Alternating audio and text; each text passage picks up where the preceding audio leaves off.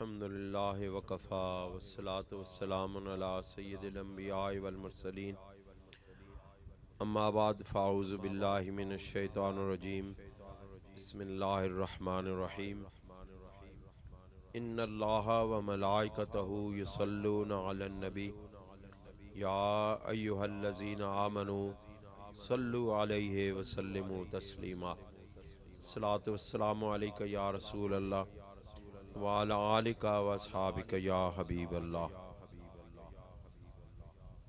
حضرات گرامی، آج نہایت خوبصورت محفل پاک کا انعقاد ہو رہا ہے۔ جناب میاں محمد رشید صاحب نے یہ اور ان کے بھائیوں نے یہ خوبصورت محفل پاک سجائی ہے۔ اللہ کریم کی بارگاہ سے یہ دعا ہے کہ اللہ کریم ان کو اجر عظیم عطا فرمائے۔ جیسا کہ آپ حضرات میں زیادہ جانتے ہیں کہ میری طبیعت بہت زیادہ ناساز ہے، میں اس طرح خطاب کرنے کے قابل نہیں ہوں، لیکن اس کے باوجود میں کوشش کروں گا کہ آپ کو تھوڑے سے وقت میں چند نکات آپ کے گوش گزار کر جاؤں۔ دوستو اور بزرگوں، یہ دن جو گزر رہے ہیں اور بالخصوص آج کی رات میرے مصطفیٰ کی آمد کی رات ہے۔ اس رات اس کائنات کے بخت جاگے تھے، اس کائنات میں نور آیا تھا، یہ کائنات روشن ہوئی تھی، اس کائنات نے اپنے مقصد کو پا لیا تھا، اس کائنات نے اپنے وجود کی حقیقت کو سمجھ لیا تھا۔ دوستو اور بزرگوں، یہ کائنات اللہ رب العزت نے ایک خاص مقصد کے لیے تخلیق کی، اور وہ مقصد تھا میرے محبوب صلی اللہ علیہ وآلہ وسلم کی نبوت، آپ کی رسالت کو ایک آفاقی سطح پر تسلیم کیا جانا۔ اللہ کریم نے اس واقعہ کو کچھ اس انداز میں بیان کیا ہے۔ سورہ یونس کی آیت ہے، اللہ کریم ارشاد فرماتے ہیں، یا ایہا الناس قد جاءتکم موعظۃ من ربکم وشفاء لما فی الصدور وہدی ورحمۃ للمؤمنین۔ دوستو اور بزرگوں، میری طرف توجہ فرمائیں گے، آپ کو بات سمجھ آ جائے گی۔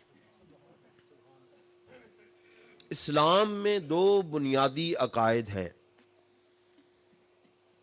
کون کون سے ہیں؟ ایک توحید ہے اور ایک رسالت و ختم نبوت صلی اللہ علیہ وسلم ہے۔ کیا ہے جی؟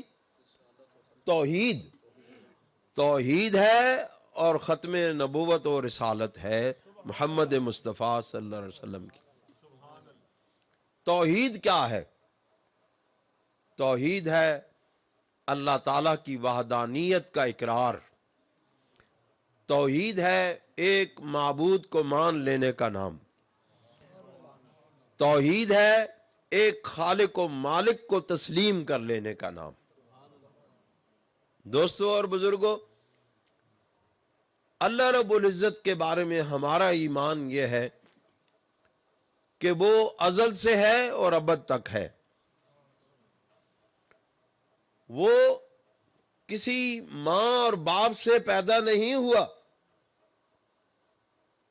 اور نہ اس کی کوئی اولاد ہے، لیکن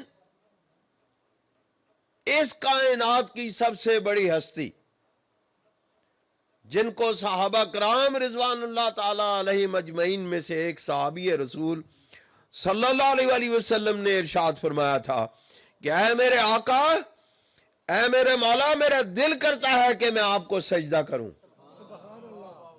رسول اللہ صلی اللہ علیہ وسلم نے فرمایا کہ اللہ رب العزت کے سوا کسی کے لیے سجدہ کرنا جائز نہیں ہے۔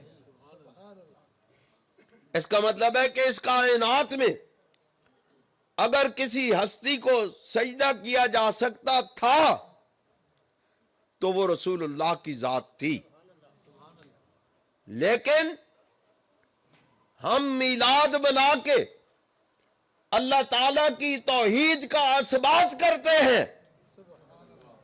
میلاد کی نفی کرنے والوں، تمہیں کیا معلوم ہے کہ ہم اللہ رب العزت کی توحید کا ڈگا بجا رہے ہیں مصطفیٰ کے پیدا ہونے کا اعلان کر کے؟ جی،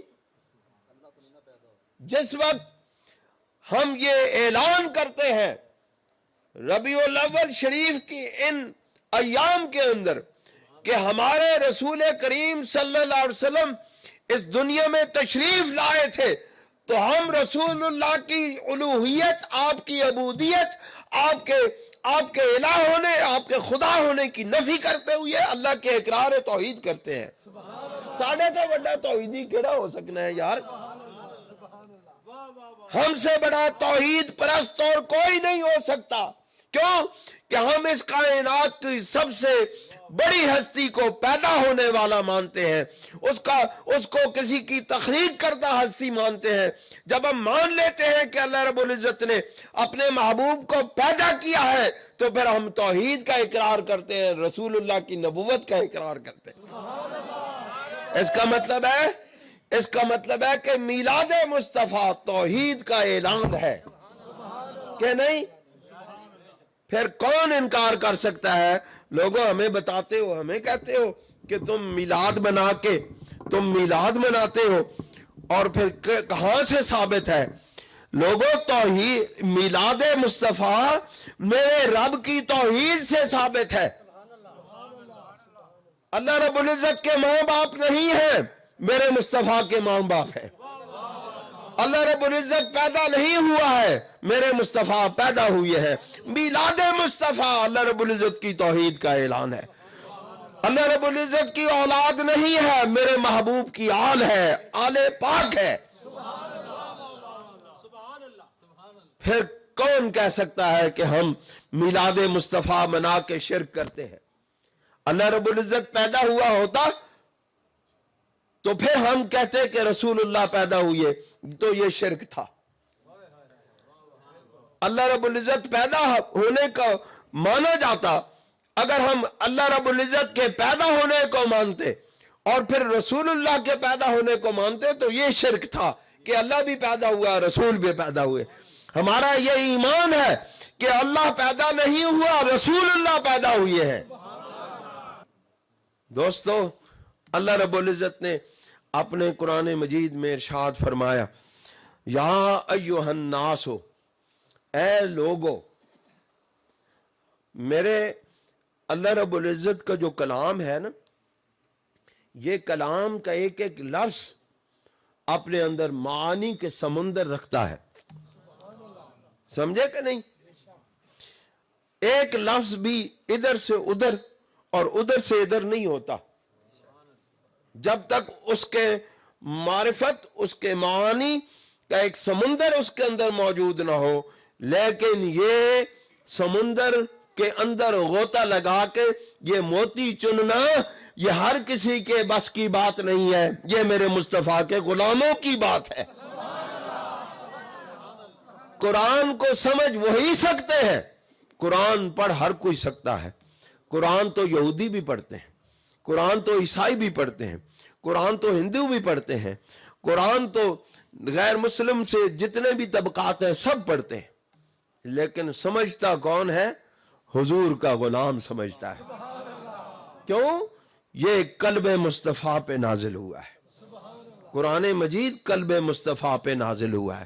جس کا قلب میرے حضور کے قلب سے جڑ جاتا ہے، ادھر سے انوارات آتے ہیں، ادھر اس کے قلب میں نور کی روشنی پیدا ہو جاتی ہے اور قرآن کے معنی سمجھ آنا شروع ہو جاتے ہیں۔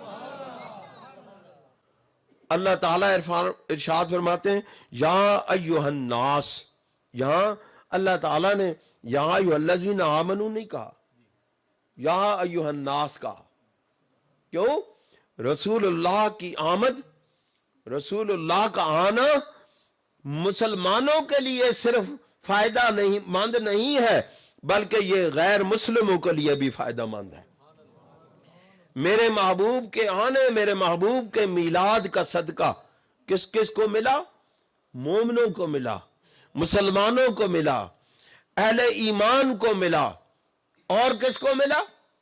وہابیوں کو ملا، رافضیوں کو ملا، یہودیوں کو ملا، عیسائیوں کو ملا، ہندوؤں کو ملا۔ کیوں؟ کس وجہ سے کہ میرے محبوب کے آنے کی بدولت اللہ رب العزت نے اس انسانیت پر قیامت تک کے لیے اجتماعی عذاب کو اٹھا لیا۔ ما کان اللہ لیعذبہم وانت فیہم، اے میرے محبوب جب تک آپ ان کے اندر موجود ہیں یہ کیسے ہو سکتا ہے کہ اللہ رب العزت ان کو عذاب دے؟ وجود مصطفیٰ کا انکار کرنے والوں، تم تو عذاب سے بچے ہوئی ہو تو میرے مصطفیٰ کے تو فعل بچے ہوئی ہو۔ اللہ کریم ارشاد فرماتے ہیں یا ایھا الناس، اے لوگو، تمام انسانیت کو مخاطب کیا جا رہا ہے، تمام انسانیت کو خطاب کیا جا رہا ہے۔ اس میں سے کوئی بندہ جو انسان ہے وہ خارج نہیں ہے۔ میرے مصطفیٰ کی آمد پر ہر انسان خوش ہوتا ہے اور ہر شیطان ناراض ہوتا ہے، بس یہی فرق ہے۔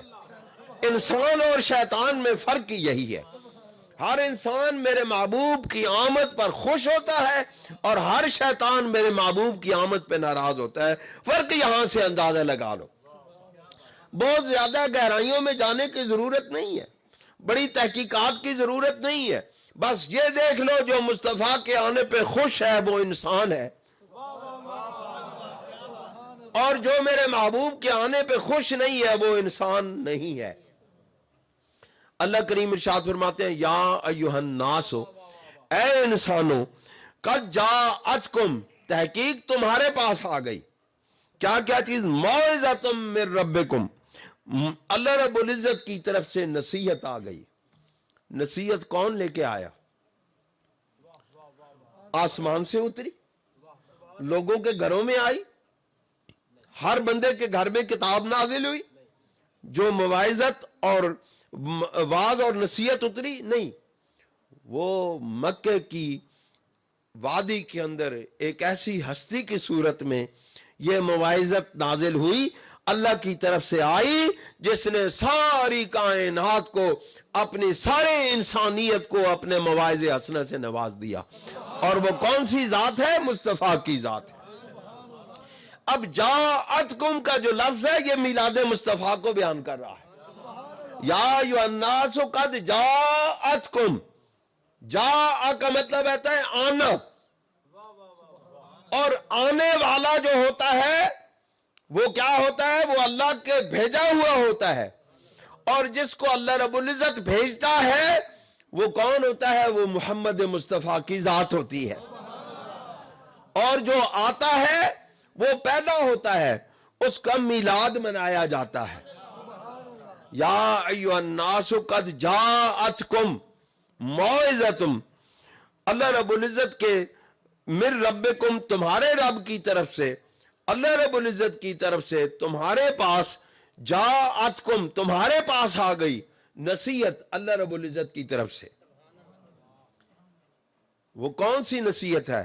وہ میرے مصطفیٰ کی ذات ہے۔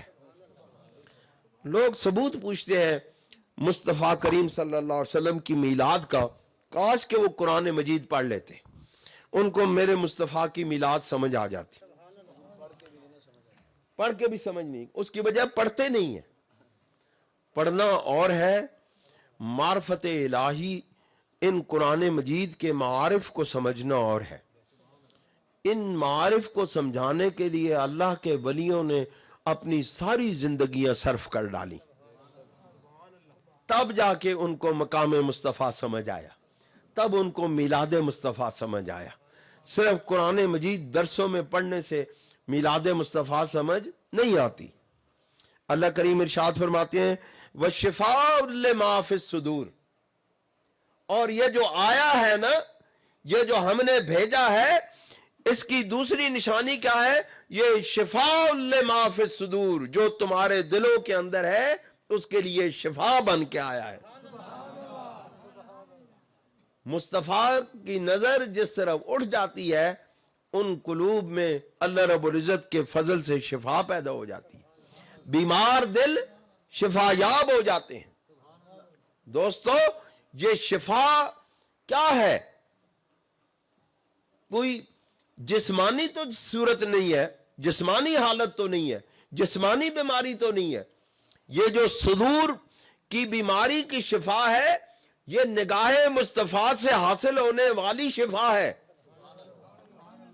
یہ دوائیوں کی مختلف قسم کے ملنے سے قلب کو شفا نہیں ملتی، بلکہ مصطفیٰ کی نظر سے شفا ملتی ہے۔ حضرت عروہ بن مسعود رضی اللہ تعالیٰ عنہ جو اس وقت مسلمان نہیں تھے، حدیبیہ کے مقام پر کفار مکہ کی طرف سے سفیر بن کے آئے، اور جب وہ واپس جانے لگے، واپس گئے اپنے کفار مکہ کے اندر، تو ان سے کہنے لگے ساری باتیں تمہاری ایک طرف، لیکن میری نصیحت ہے کہ تم مصطفیٰ کریم صلی اللہ علیہ وسلم کے غلاموں کا مقابلہ نہیں کر سکتے۔ انہوں نے پوچھا وجہ کیا ہے؟ حضرت عروہ بن مسعود رضی اللہ تعالیٰ عنہ فرماتے ہیں کہ جو کچھ میں دیکھ کے آیا ہوں وہ تمہیں معلوم نہیں ہے۔ میں جو مصطفیٰ کے غلاموں کی شان دیکھ کے آیا ہوں یہ تمہیں معلوم نہیں ہے۔ میں نے دیکھا ہے کہ مصطفیٰ کریم صلی اللہ علیہ وسلم وضو کرتے ہیں، آپ کے غلام آپ کے وضو کا پانی زمین پر گرنے نہیں دیتے اور اپنے ہاتھوں میں اٹھا کے اپنے چہرے پہ مل لیتے ہیں۔ اور میں نے اپنی آنکھوں سے دیکھا کہ جس وقت رسول اللہ صلی اللہ علیہ وسلم کھنکھارتے ہیں اور آپ کی منہ مبارک سے جو لعاب دہن نکلتی ہے وہ زمین پر پڑنے سے پہلے، نبی کریم علیہ السلام جب تھوکتے ہیں وہ زمین پر وہ لعاب دہن پڑنے سے پہلے صحابہ کرام اپنے ہاتھوں پر لے کر کے اپنے منہ پر مال لیتے ہیں اور اپنی منہ میں اندر ڈال دیتے ہیں، کھا لیتے ہیں۔ کوئی حدیث بتا سکتا ہے کہ رسول اللہ صلی اللہ علیہ وسلم نے صحابہ سے کہا ہو کہ میں جب وضو کروں اور میرا پانی گرے تو تم اپنے منہ پہ مال لینا؟ کوئی ایک حدیث بیان کر دو۔ میلاد مصطفیٰ کا ثبوت مانگنے والوں، میلاد مصطفیٰ کا ثبوت مانگنے والوں، اور کہتے ہو کہ بتاؤ صحابہ کرام نے کب میلاد منایا؟ ہمیں یہ تو بتاؤ کہ صحابہ کرام کو یہ تعلیم کس نے دی تھی؟ کوئی ایک حدیث تو بتا دو کہ رسول اللہ نے فرمایا ہو جب میں وضو کروں میرے وضو کا پانی تم اپنے ہاتھوں پہ لے لینا، جب میں غبار اپنے لعاب دہن کو باہر پھینکوں تم اس کو پکڑ کے اپنے ہاتھوں پہ منہ پہ مل کے اس کو کھا لینا۔ کوئی ایک حدیث بتا دو۔ اس لیے ہر عمل کے لیے حدیث کی ضرورت نہیں ہوتی، کچھ باتیں عشق سے بھی ہوا کرتی ہیں۔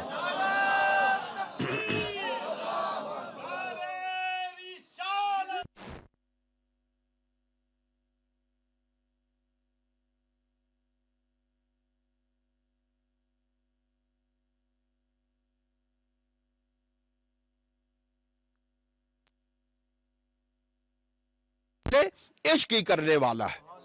دوستوں اور بزرگوں یاد رکھنا، فقہی اصول ہے،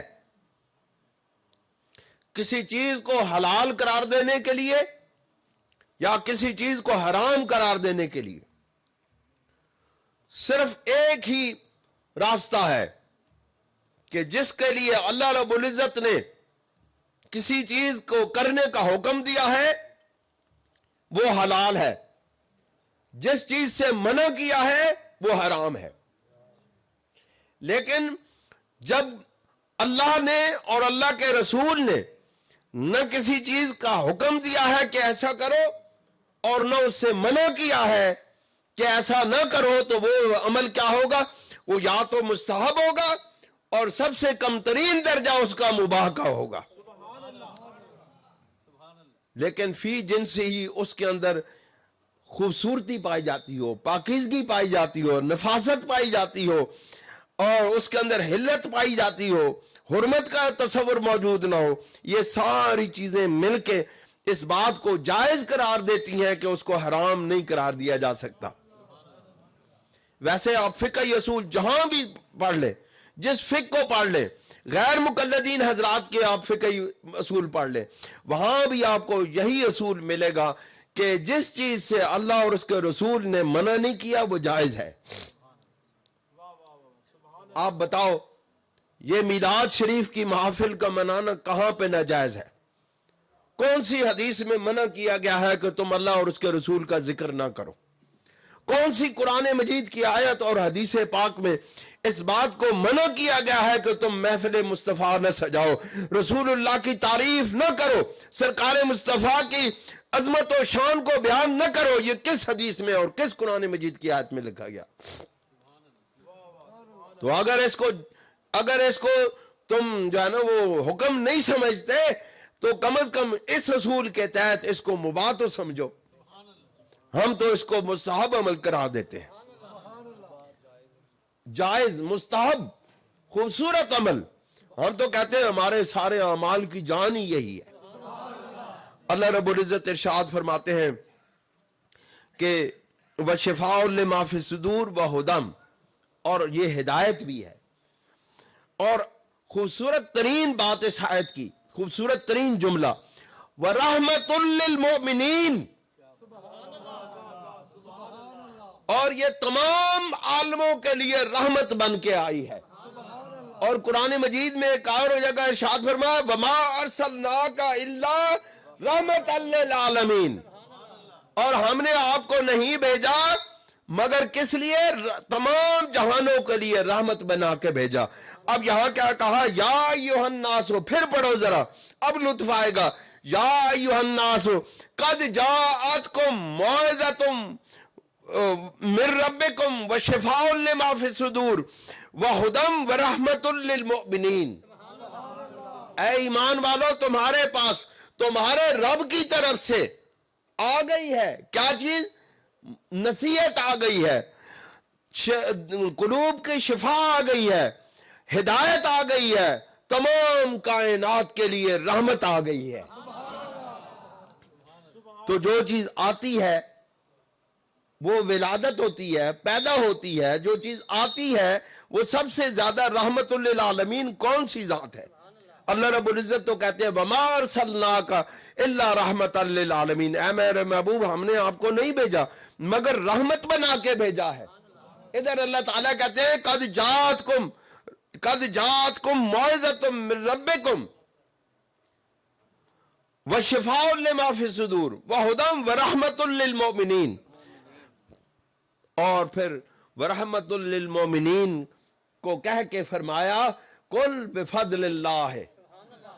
اس کے ساتھ ہی جڑی ہوئی آیت ہے یہ سورہ یونس کی، میں نے جو پہلے آیت بیان کی یہ آیت نمبر 57 ہے، اور 58 نمبر آیت میں اللہ کریم پھر اس رحمت للعالمین کو بھیجنے کے بعد ارشاد فرماتے ہیں اب کرنا کیا ہے؟ اب سنو میلاد مصطفیٰ کا ثبوت۔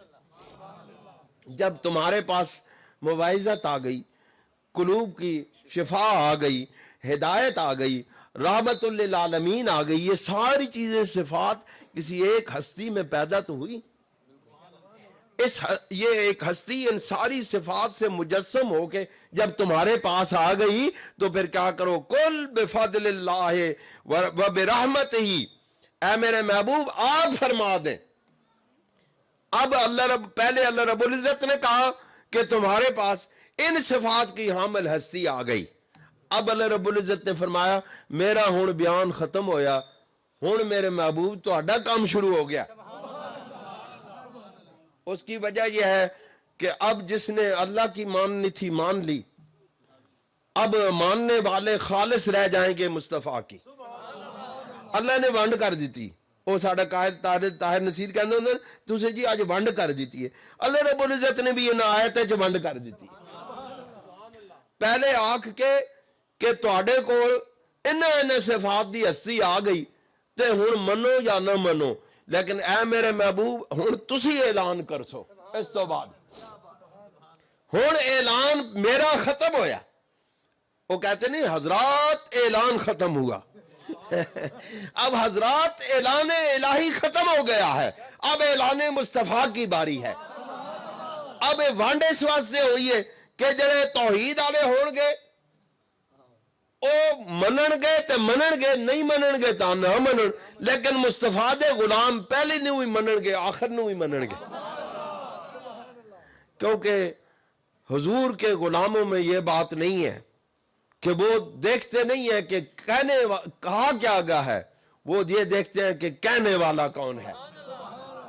وہ یہ نہیں دیکھتے کہ کہا کیا گیا ہے، اس کی تحقیقات کی جائیں، اس کو دیکھا جائے، اس کو پرکھا جائے، نہیں، مصطفیٰ کے غلام کہتے ہیں مصطفیٰ نے کہہ دیا ہم نے مان لیا۔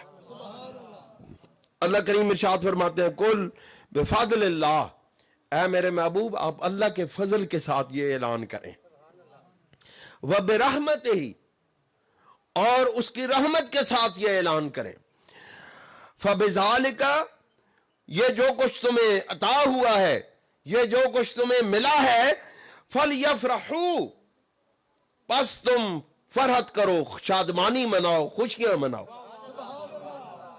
یہ جو کچھ ان اوصاف کی ہستی جو تمہیں ملی ہے، اے میرے محبوب آپ اعلان کریں، اللہ کے فضل کے ساتھ اعلان کریں کہ یہ جو کچھ تمہیں ملا ہے یہ اللہ کے فضل سے ملا ہے، تمہاری کمائی سے نہیں ملا۔ دیکھو نا، دو چیزیں ہوتی ہیں، ایک ہوتا ہے کسب، کمائی، محنت سے حاصل ہونے والی آمدن، ایک ہوتی ہے اللہ کے فضل سے حاصل ہونے والی آمدن۔ جو کمائی سے حاصل ہونے والی آمدن ہو، وہ اگر بندے کو مل جائے تو کبھی نہ کبھی کسی نہ کسی مقام پر دل میں یہ خیال آتا ہے کہ یہ کون سی بڑی بات ہے، یہ تو میرے ہاتھوں کی کمائی ہے، یہ تو میں نے محنت کی ہے، یہ تو میں دن رات جاگا ہوں، یہ تو میں نے فلاں محنتیں کی ہیں، فلاں بندوں کے پاس سے میں یہ کاروبار کر کے لایا ہوں، میں نے اپنی زبان سے ان لوگوں کو متاثر کیا ہے تو یہ میرا کاروبار چلا ہے۔ یہ جو قصبی طور پر حاصل ہونے والی آمدن ہے، یہ بندہ کلی طور پر من جانب اللہ تصور نہیں کرتا، کبھی کبھی اس کے دل میں یہ خیال آ ہی جاتا ہے کہ یہ میرے ہاتھوں کی کمائی ہے، میرے محنت کی کمائی ہے۔ لیکن فضل کیا ہے؟ فضل وہ ہے جو بغیر محنت کے مل جائے۔ فضل اس کمائی کو کہتے ہیں جو بغیر کسی محنت کے، مشقت کے مل جائے، اس کو فضل کہتے ہیں۔ لوگوں، ہمیں جو رسول اللہ صلی اللہ علیہ وآلہ وسلم اللہ رب العزت نے دیے ہیں، یہ ہمارے ہاتھوں کی کمائی نہیں ہے، یہ اللہ رب العزت کا فضل ہے، اس کا انعام ہے۔ اس لیے جو اس کی طرف سے ہمیں ملا ہے، جو اس کی طرف سے ملا ہے، اس پر اللہ رب العزت کا پھر ہم فضل اور اس کی رحمت اور اس کے انعام پر ہم شکر بھی ادا کرتے ہیں۔ پھر اس کو ہم اپنا مقدر ہی سمجھیں گے، یہ ہمارا مقدر ہے کہ ہمیں محبوب ملے ہیں۔ وہ شبیر صاحب جس طرح کہہ رہے تھے نا، وہ یہی آیت میں ہے۔ آپ کہہ رہے تھے کہ میں نے کہا کہ یہ میلاد ہمارے مقدر میں لکھا ہے، تو یہ اللہ رب العزت نے جو کچھ ہمیں عطا فرمایا، یہ اس نے اپنے فضل سے عطا فرمایا۔ ہم اس قابل کہاں تھے کہ اللہ ہمیں محبوب عطا فرماتے؟ ذرا سوچو تو صحیح، کوئی بندہ بھی کوئی دنیا میں دیکھ لو، کوئی اپنا محبوب کسی کو دیتا ہے؟ کوئی نہیں دیتا۔ کوئی دیندہ ہے؟ کوئی کسی دے دل دے قریب ہوئے، کوئی محبوب ہوئے، کسی نو محبت کر رہا ہوئے، وہ کدے کسی نو نہیں دیندا۔ اے رب ہی ہے جس نے سانو اپنا محبوب عطا فرما دے۔ اس نے کتنا بڑا فضل کیتا ساڈے تے، کتنا بڑا فضل کیتا کہ اس نے اپنا محبوب سانو عطا فرما دیتا۔ تے اے جس وقت فضل نال، اللہ دے فضل نال سانو اس دا محبوب مل گیا، تے اللہ رب العزت کہتے ہیں فَبِذَالِكَ فَلْيَفْرَحُوا، تو پھر یہ جو کچھ تمہیں ملا ہے اس پر فرحت کرو، اس پر خوشیاں مناؤ، اس پر اپنے آپ کو، اپنے قلب کو راضی کرو۔ فرحت دو قسم کی ہے، یفرحو کے دو معنی ہیں۔ ایک ہے معنی جسمانیت کا، جسمانی فرحت کا، جو ایسی خوراک کھانا ہے کہنے نا وہ میلاد شریف دیا تسی حلوے کھاندے ہو تو یہ کھاندے ہو، ذرا سن لو میلاد شریف دا حلوہ بھی بچو ثابت ہونے لگا یفرحو کا مطلب ہے، فرحہ کا مطلب یہ ہے کہ کوئی ایسی خوراک کھانا جو جسم کو تقویت دے،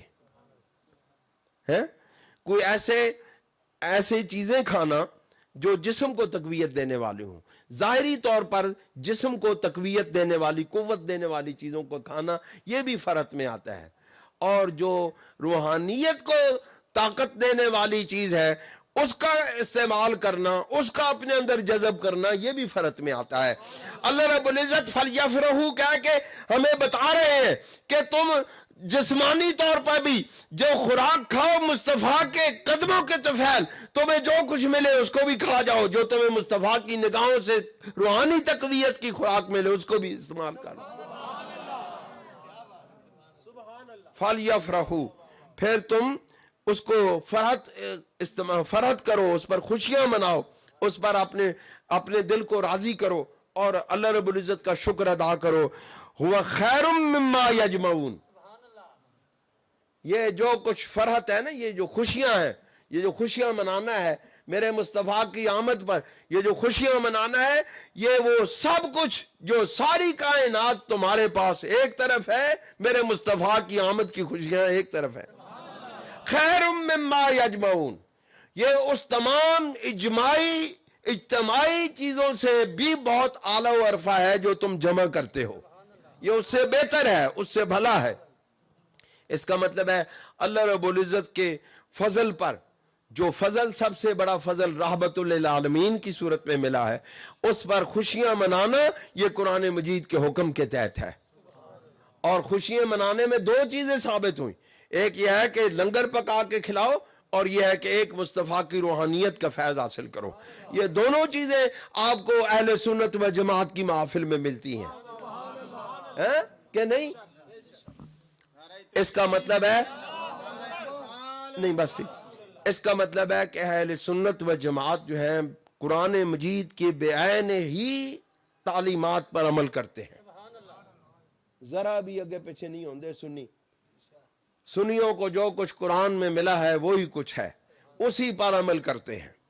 فَلْيَفْرَحُوا فَبِذَلِكَ فَلْيَفْرَحُوا، تو اس کے ساتھ تم اللہ رب العزت کی رحمتوں کے شکرانے ادا کرو، خوشیاں مناؤ۔